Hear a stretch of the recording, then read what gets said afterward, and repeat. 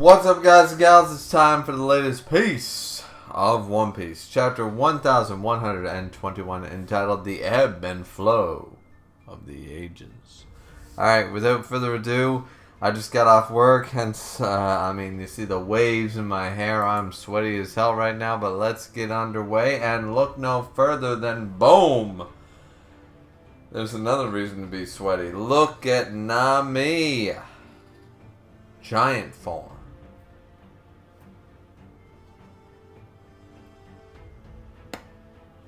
Okay, so anyways, that was my cover spread. Let's get underway with this. Let's just jump into it. Who is it? Who is the person going after the One Piece? So we're going to sit here and have a calm and collected, not much energy, I'm a little bit tired right now, review of chapter 1121. So either way, at the beginning of the chapter, we see that, of course, Saint Saturn has jumped on the bow of the ship and started attacking. Luffy immediately says, hey, giants, watch out for them claws right there. I initially read it as clams because I was reading on my phone, and I went, yeah, watch out for them clams. Hint, hint, nudge, nudge, wink, wink. I can't wink with sunglasses, but you get the picture. Anyways, point is that, yeah, so watch out for the claws. We're going forward. And the giants, of course, these are top-tier giants. You gotta remember, Elbaf giants are dangerous. Dory and Broggy being trapped by their own duel, by their own pride for 100 years, literally saved the government so much paperwork. I'm telling you, because these guys they are just ready to go. And then we see that Luffy's like, alright, I'm gonna wind up, let's go. And then we see that Bonnie is starting to go back into gear 5th.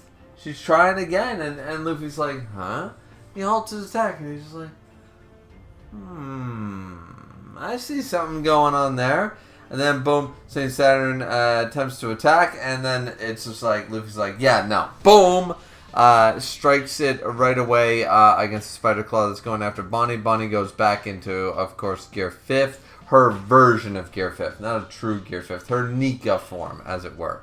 Which, once again, I would argue is not as powerful, but if you base it on imagination, it's like I can do anything they can do. It's sort of the Neo Matrix prophecy sort of idea, is that I believe I can do it, therefore I can. Like, I am, therefore I can be, you know, that sort of idea. So this versus Bonnie, and she's suffering because holding that form, holding that level is still, like, once again, it's based on her devil fruit. And it's still something that she's like, okay, I can't completely, hold it like Luffy does, because I'm not Nika. But I can transform into Nika for limited spans of time. So she's wheezing, she's huffing, and Luffy's just encouraging her. That's it, Bonnie. You got this, Bonnie. And I'm like, Luffy developing as a character right now?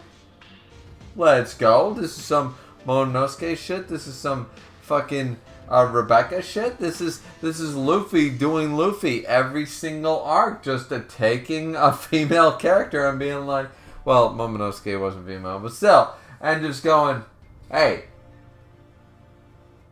you gotta do your own shit. I can win your battle for you, but you gonna be satisfied with that shit? I'll offer you that. How about I give you the assist?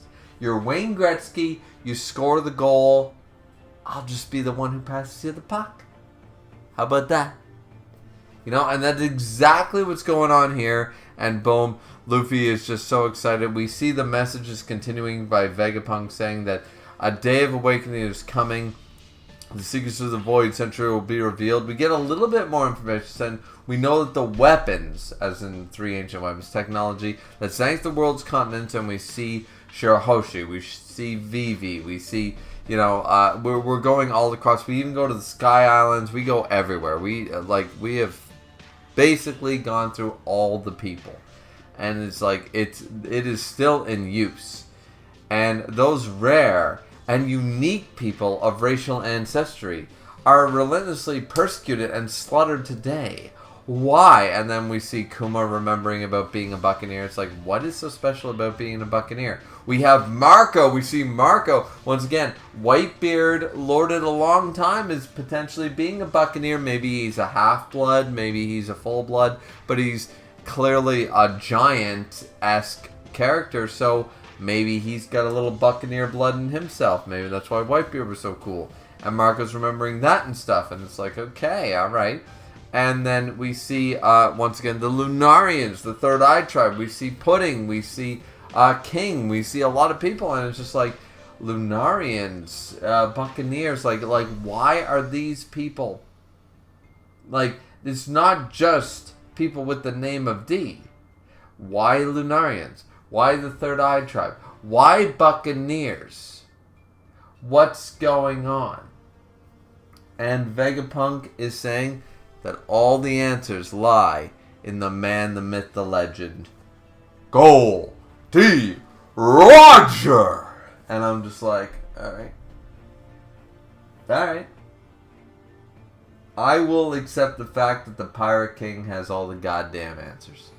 I'm good with the fact that Rayleigh is sitting there in a bar, which we do see later, with Shocky, of course. My wife was not as happy about my drinking, obviously. She left me. But Shocky is good about being like, hey, he got a little too drunk. Here, you're going to catch a cold. Here's your blanket, sleep it off, you'll be fine. Shocky's a good wife. I don't know about mine. But anyways, so yeah, at the end of the day, we do get that, and it's just like, yeah, like, Vegapunk's basically saying these guys figured it all out. They know the history. They know what happened. And, it's just like, man, it feels like this is definitely the end of the arc. Like, we're getting to the final chapters of the end of Egghead. Thank Christ, because I haven't liked this arc as a whole. And it's been really stretched to its limits. Gum no Mi stretching a little bit, but other than that, it is what it is. Either way, we jump back to Saturn basically saying that you're just like a parrot.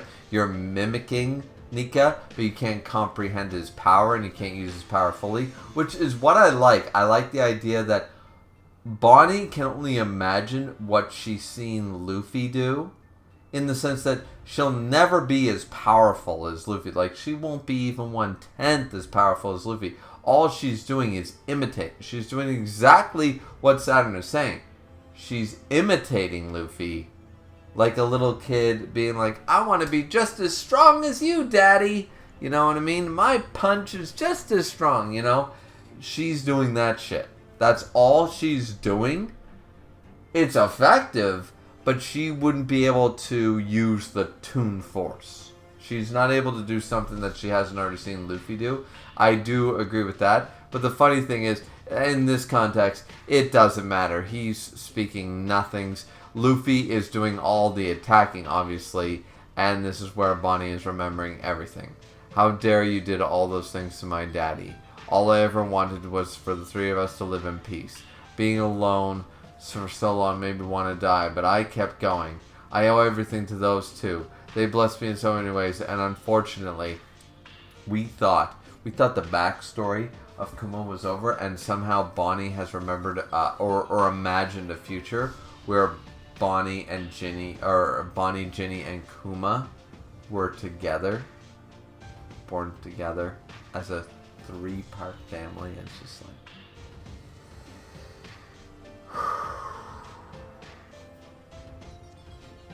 I'm so glad I have these sunglasses on, I don't normally like the fact that I still don't want to stare myself in the face. It makes shaving kind of a bitch, I will say that. But I will tell you guys right now that, that's a future that we just wanted we wanted it for Kuma. Now we want it for Bonnie. And of course we want it for Ginny because, well, the word you can't say on YouTube, Yeah. Happened, obviously, multiple times. And it just... Yeah. Yeah. The fact that she's just using all her anger, all her anguish, everything that she saw, and then liberating Nika Punch. And of course, Bonnie only hockeys up one Nika Punch. But Luffy is right behind her to do the real damage and Gatling style. And it's just like, let's go. We see everybody. We see all the people just responding. We see Iceberg. We see Judge. We see Caesar. We see the people from Witheria. We see everybody. And we even see the girls saying stuff. Just talking about, it's been 25 years since Roger's death, as the message continues. It's been 2 years since Whitebeard's death. The people who knew, the people with the power to change the world are dead. So now it's up to the old legends, the ones that could have changed the world, who are Whitebeard and Roger, are already gone. Now it is officially up to the new generation, ever since Whitebeard died. Because basically, good kudos to Whitebeard here. Vegapunk is implying that with Roger dead and Whitebeard officially gone for the last 2 years, there is no one else. It is the new generation, and there isn't anyone else waiting in the wings, an old legend from that era, that can do it anymore. It's time for the new era, and we see it. It's fantastic. Saturn gets his absolute shit kicked. It's fan-goddamn-tastic. The Vikings cheer, or the Giants cheer. Bonnie's like so happy, she's crying, and Luffy's just encouraging, like, I knew you could do it, Bonnie. Wah! You're all good, and all that stuff. And it's fantastic. Kuma's trying to smile, so we know that Kuma's still in there. And then the Sunny drops down, and it's just like, okay, here comes the Sunny. As Vegapunk continues saying, we were closest to the truth was Roger. I already spoke about Shaki and Rayleigh and stuff like that. Hajinosu, like, the world is being re-inspired. We see, we don't see him, well, we do see him in the end, but, the Red Force and, Shanks like, Captain, what do you think? I'm not that drunk. And then we see Hajinosu being like, where's the Commodore? We need to get back. We need to find this One Piece. Like, this Vegapunk thing is being inspiring all across the world for more people. Even the Marines are like, we need to go find the One Piece. And Mihawk and Crocodile are getting pissed off because they're like, this is just all this is doing, anting them up again. It's just amping them up. And boom. And Buggy's like, yeah, going for the One Piece. See, yeah.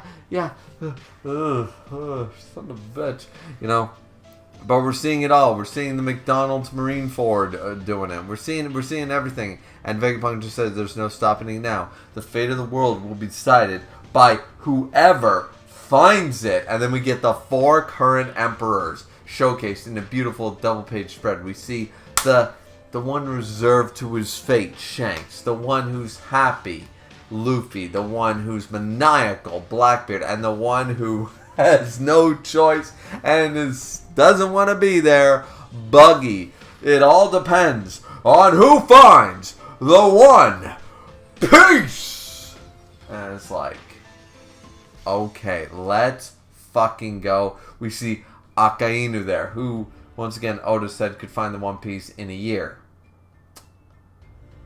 I still disagree with that for some reason, but anyways, we see Dragon, we see Eam, we see Kobe, we see Aokiji, we see Farling, we see Sabo. I didn't know that so many of these people actually cared about finding the One Piece. Obviously, those 4. But why does Kobe want the One Piece? Well, Aokiji? Sabo? Okay. Farling? And we get a break, and then, of course, we see a sword. Somebody else. Is this the man marked by flames? I have no idea. I have literally no theories other than the man marked by flames, or one of Rock's crew, or Rock's himself. Here are my 3 theories. If it's a character that we've heard of and know, It's either Rox himself, it's one of Rox's former crew, or it's the man marked by flames, who could also be one of the other two. Those are my only 3 theories. I don't actually know who this could possibly be otherwise. If we know who this silhouetted person is. If we don't know who it is, then possibilities, ladies and gentlemen, are endless. Let's go. That's why Oda does a break next week. Oda knows what he's doing with his breaks. Let's go. Fantastic chapter. Love the chapter. Hope you guys enjoyed it as well. Don't forget to like, comment, and subscribe as always. And we'll see all you wonderful people back here. Hopefully I won't be so curly-haired and sweaty next time. But we will see what happens. You never know. I have shit to do, obviously. But thank you guys once again. See you back here next time. Have a good one. Chapter 1121 was fantastic. And has us a little bit to think about. Who do you think the silhouetted swordsman truly is? Let me know down in the comment section down below. Have a good one, everyone. Sayonara.